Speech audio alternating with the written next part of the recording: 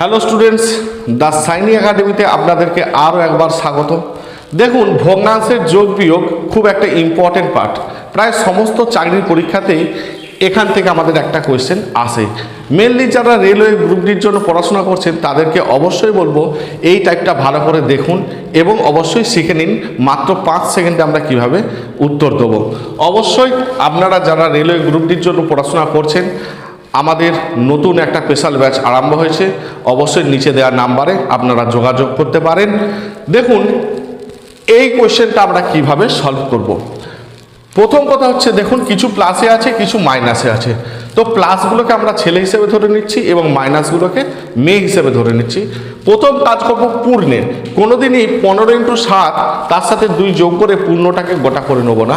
তো প্রথম কাজ হচ্ছে, দেখুন ছেলে কতগুলো আছে, ছেলেগুলোকে মার্ক করে নিই। যাদের প্লাস চিহ্ন সেগুলোকে আমরা ছেলে ধরে নিচ্ছি। ভালো করে খেয়াল করুন।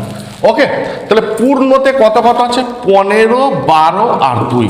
পূর্ণগুলো আগে যোগ করে দাও। তাহলে 12 আর 2 14 আর 15, দেখো পূর্ণতে আসছে 29।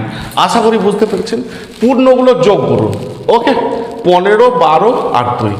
এবার দেখুন মেয়ে পূর্ণতে কতগুলো আছে? 8 আছে, 6 আছে আর 1 আছে। তাহলে 8 আর 6 14 আর 1 15। ওকে, ক্লিয়ার? 6 আর 1 7, 8 আর 7 15। তাহলে -15। প্লাসে মাইনাসে আমরা জানি মাইনাস হবে, কিন্তু চিহ্ন হবে বড়।